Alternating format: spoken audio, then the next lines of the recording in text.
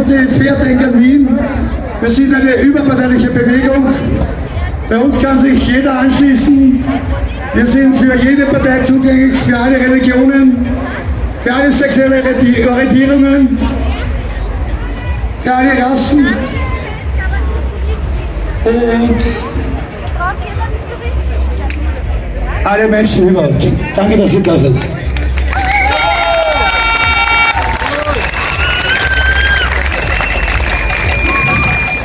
Liebe Freunde, wie ihr mitbekommen habt, die meisten von euch, unseren lieben Dr. Bär Heffler haben sie leider die Approbation entzogen.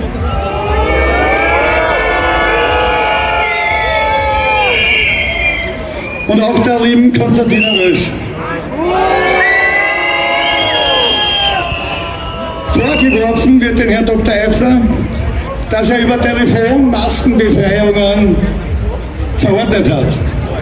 Liebe Freunde, seit März, wie ihr wisst, hat doch jede Arztpraxis geschlossen.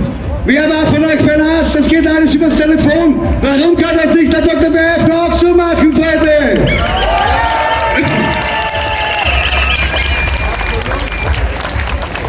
Liebe Freunde, ich werde die nächsten Tage ankündigen, wann und wo. Wir werden uns bei der Ärztekammer treffen und wir werden die größte Demo, die es jemals gegeben hat, vor der Ärztekammer veranstalten.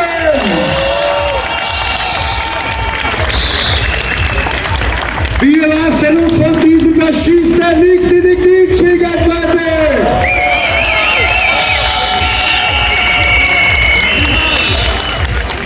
Kein Politiker in diesem Land kann über uns bestimmen, über unsere Gesundheit, über unser Leben und über unser Glück. Auch kein Kurz- und Anschober!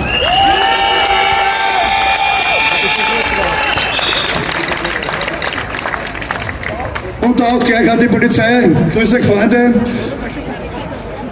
Mir ist es immer wichtig, dass wir ein gutes Verhältnis an die Polizei haben. Liebe Schwestern und Brüder von der Polizei, zeigt euch uns gegenüber etwas solidarischer und besonnen. Auch wenn ihr von Nehammer den Auftrag habt, uns abzustrafen. Wir sind ein Volk, wir sind Schwestern und Brüder, Freunde!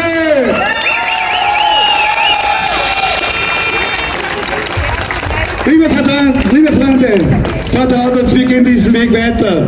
Heute sind wir etwas weniger als sonst. Es finden in der Stadt 3 Großdemos statt. Ich danke euch trotzdem für euer Kommen, jeden einzelnen von euch, Freunde. Wir gehen diesen Weg weiter. Wir werden uns nicht unterordnen. Wir werden uns nicht beugen. Wir werden weiter frei leben, ohne eine Zwangsimpfung, Freunde.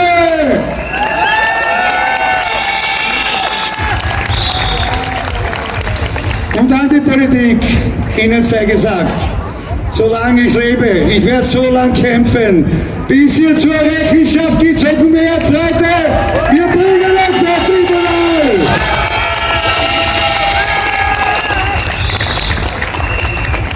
Liebe Freunde, in Deutschland, wie ihr gehört habt, sind mittlerweile 3 Kinder gestorben. Die Medien streiten das ab, angeblich Herzinfarkt oder sonstiges. Freunde, jeder von euch weiß mittlerweile, Masken sind ungesund, Masken machen uns krank, schützen wir unsere Kinder!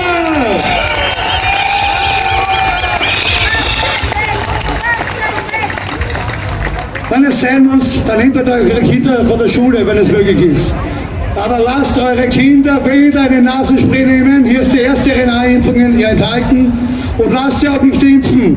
Diese Verbrecher, die wollen uns nur umbringen, Freunde!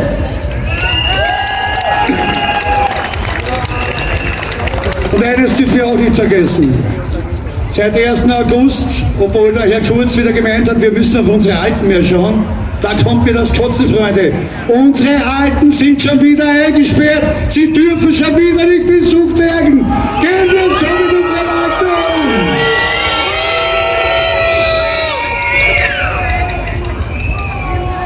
Durch die staatlich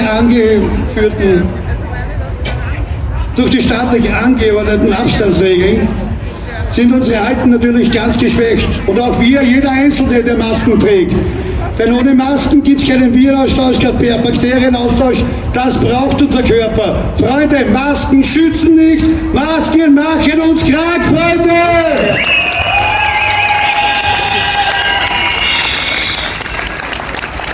an all jene draußen, an die Maskenheiligen, die alle anderen beschimpfen, die ohne Masken gehen. Freunde, ihr seid schuld, dass dieses System so weitergeht.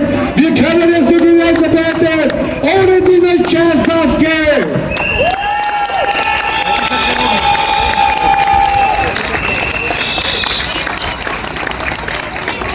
Und dann noch eine Frage an die 40.000 Ärzte. In Österreich haben wir 40.000 Ärzte. Wo seid ihr verdammt nochmal?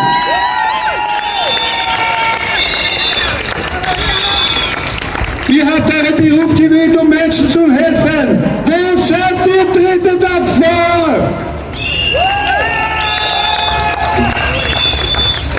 Man könnte annehmen, den allerersten ist anscheinend Ihr Porsche, Ihre Villa oder Ihr fettes Haus wichtiger. Freunde, jetzt haben Erste von uns die ersten Kündigungen bekommen. Tretet hier drauf, schließt euch in Gruppen zusammen und geht gemeinsam gegen den Faschismus des 21. Jahrhunderts.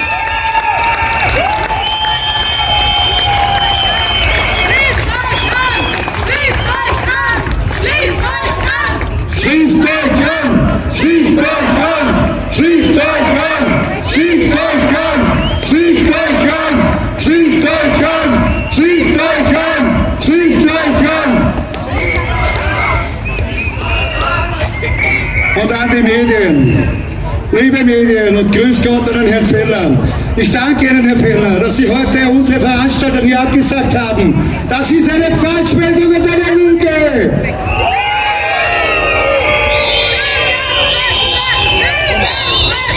Lügenpresse!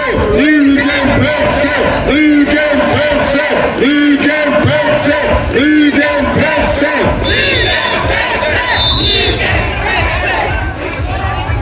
Freunde, Journalisten, für was habt ihr diesen Beruf gelernt? Seit Monaten gibt es keinen investigativen Journalismus mehr. Ihr berichtet über die scheiß Corona-Infizierten, die es in Wahrheit gar nicht gibt, die aufgebaut sind auf PCR-Tests, die eine Lüge sind.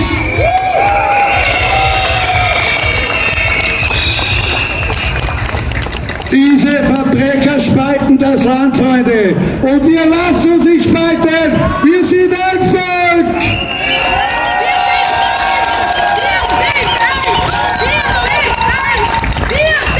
Vielen Dank für Ihr Kommen.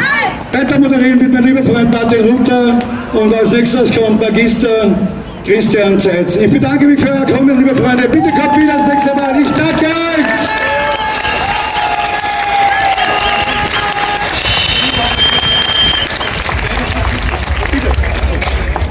Sehr geehrte Damen und Herren, obwohl viele Demonstrationen heute stattfinden und man sogar versucht hat, zwar nicht mit allen Mitteln, aber mit manchen Mitteln diese Demonstration uns auszureden, darf ich mich bedanken beim Veranstalter, beim lieben Hannes, der sich nicht ausreden hat lassen, dass diese Demonstration stattfindet und der seit Monaten immer wieder ganz viel Zeit investiert. Lieber Hannes, vielen Dank, dass du diese Demonstrationen immer wieder veranstaltest. Hannes Brenner.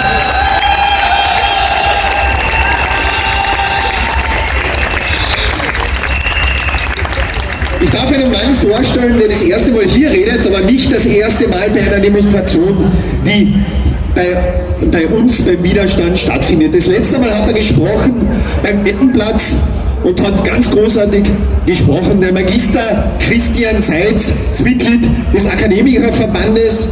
Er ist der Mitglied des Instituts für angewandte politische Ökonomie und er wird heute den wirtschaftlichen Bereich und das, was uns alle sehr bald, sehr stark betreffen wird, beleuchten. Begrüßen Sie mit mir Magister Christian Seitz.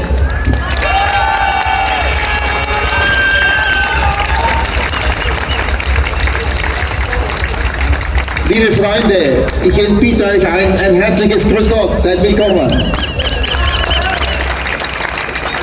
Ich habe da vorhin von unten ein bisschen in die Runde geschaut und habe mir gedacht, ich bin möglicherweise auf der falschen Demonstration, weil in der Zeitung ist ja gestanden, da kommen rechtsextreme Verschwörungstheoretiker und Rechtsrechte hin, aber die sehe ich da nicht. Was ist da los eigentlich? Ihr seid ja ganz aufrechte, normale österreichische Bürger. Haben wir das notwendig, dass wir uns als Rechtsextremisten, Neonazis und Verschwörungstheoretiker beschimpfen lassen müssen?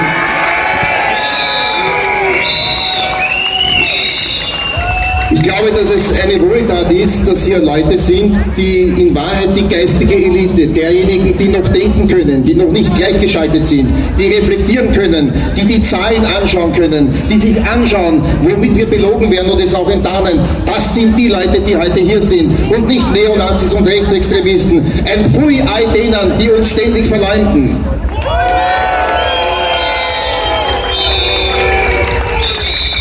Ich habe vor ein paar Tagen die große Ehre gehabt, eine Diskussion moderieren zu dürfen, die in Saalbach-Hinterklemm stattgefunden hat.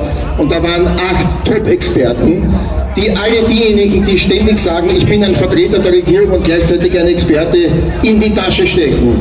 Allen voran Sucharit Bhakti, der ein guter Freund geworden ist, und er hat mich ausdrücklich beauftragt, euch heute ein herzliches Grüß Gott zu entbieten und euch herzlich grüßen zu lassen. Sucharit Bhakti ist einer der ganz Großen auf dem Sektor der Molekularbiologie und der Virologie. Und er ist ein fantastischer Mensch, jemand, der aus dem Ruhestand zurückgekommen ist, auf das Podium der Öffentlichkeit mit seiner Frau Carola Reiß ein wunderbares Buch geschrieben hat, die Fehlalarm-Pandemie, und dessen Buch übrigens von jemandem vor wenigen Tagen auf dem Trafalgar Square gehalten wurde. Daraufhin wurde der von der Polizei festgenommen. In welcher Welt leben wir? Gibt es in Europa noch eine Demokratie und Meinungsfreiheit, dass man mit einem Buch, das man in der Hand hält, von der Polizei inhaftiert wird? Unglaublich!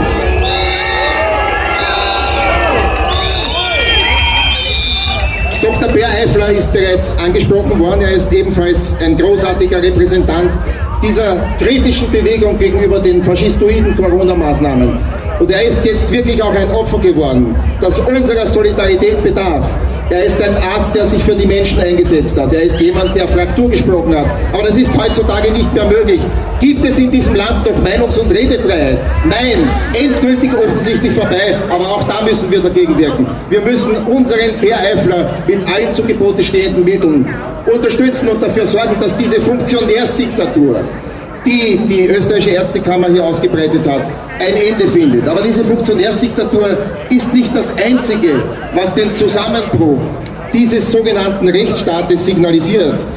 Es ist dort auch die Konstantina Rösch gewesen, die hat sich ebenfalls sehr qualifiziert positioniert, und das ist eine Dame, die ihr auch alle mittlerweile kennt, die bei verschiedenen Demonstrationen in ganz Österreich repräsentiert ist und die entlassen wurde vom Spitalserhalter der Universitätsklinik Graz. Und jeder, der sich ein bisschen mit Arbeitsrecht auskennt, gibt es da irgendwelche Leute, die Unternehmer sind zum Beispiel oder ein bisschen was über Arbeitsrecht, ja, großartig, dann werdet ihr wissen, was es formal für Voraussetzungen hat, um jemanden entlassen zu können. Also eine Entlassung muss unverzüglich ausgesprochen werden.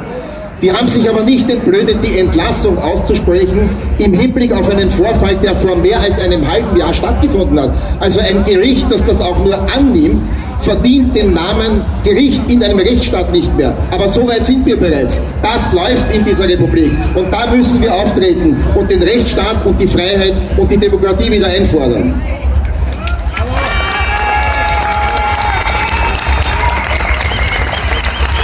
Ich möchte heute zu 3 Begriffen ein paar Worte sagen, nämlich zum Begriff Wahrheit, zum Begriff Verschwörung und zum Begriff der Pandemie selbst bzw. dessen, was uns erwartet. Wahrheit ist etwas, wonach man suchen soll und was in der Politik eigentlich eine zentrale Position einnehmen sollte. Aber ist es wahr, womit wir jeden Tag gefüttert werden? Stimmen die Zahlen? Ist das, was dahinter steckt, wenn wir mit den Ergebnissen des PCR-Tests gequält werden, das, was die tatsächliche Wirklichkeit in der Bevölkerung ausmacht? Ich komme jetzt gerade von einem Telefonat, das hat vor circa einer halben Stunde stattgefunden. Und da hat mir eine Krankenschwester aus Kärnten gesagt, es sind ihr die Vorgänge bei den PCR-Testungen in ihrem eigenen Haus verdächtig vorgekommen und sie hat 12 Proben eingeschickt für den PCR-Test. Eines war Leitungswasser, eines war Spitalsabfälle, eines war Fäkalien, die anderen 8 oder 9 habe ich aber nicht gemerkt, aber es waren jedenfalls 12 von Dingen dieser Art. Ja. Alle 12 sind positiv zurückgekommen. Also nur, dass ihr wisst, was es mit dem PCR-Test auf sich hat. Und das, was wir in den Medien jeden Tag wahrnehmen, so und so viele Infizierte, heute sind es angeblich 1024 oder so in dieser Größenordnung und alles scheppert und alles zittert. Und der Herr Minister Angstschober, übrigens, Habt ihr den Onkel Rudi lieb? Nein? Ja, ich auch nicht. Also der Herr Minister Angst- und Panikschober hat ja allen Ernstes heute gesagt, das, was uns geboten wird, nämlich diese vielen angeblich Infizierten, das hat überhaupt nichts mit den Testungen zu tun. Bitte um Gottes Willen, schauen wir die Zahlen an, zum Beispiel am Höhepunkt der sogenannten Pandemie, der herbeigebeteten Pandemie, Ende März. Und schauen wir sie jetzt an, dann werden wir feststellen, dass die Zahl der Testungen heute genau 5,5 Mal so viel ist wie damals. Aber der Herr Minister Angst- und Panikschober behauptet, das hat mit der Zahl der Testungen überhaupt nichts zu tun, dass so viele fingierte Kranke da sind. Bitte, wofür halten uns die Leute in den Regierungskabinetten eigentlich? Also jedenfalls, Wahrheit besteht darin, dass wir ständig mit verwirrten Begriffen gequält werden. Es wird davon geredet, dass es Infizierte sind. In Wahrheit sind es die Ergebnisse von Testungen. In den Zeitungen steht jeden Tag auf der Titelseite 1200 infizierte Kinder in den Schulsystemen.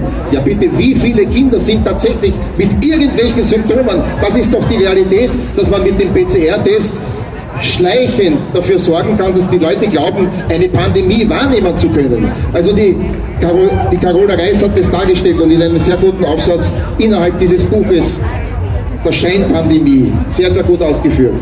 Es ist ja ganz einfach herzugehen und zu sagen, ich lasse den Test 2-mal, 3-mal, 4-mal so lang im Laborzyklus drinnen, sodass die Reproduktion aufgrund der Katalysatorflüssigkeit so viele Pseudosequenzen dieser Viren produziert und auch von ganz anderen Viren produziert, dass es dann irgendwann einmal, wenn es 4 Stunden drinnen ist, als positiv gewertet wird.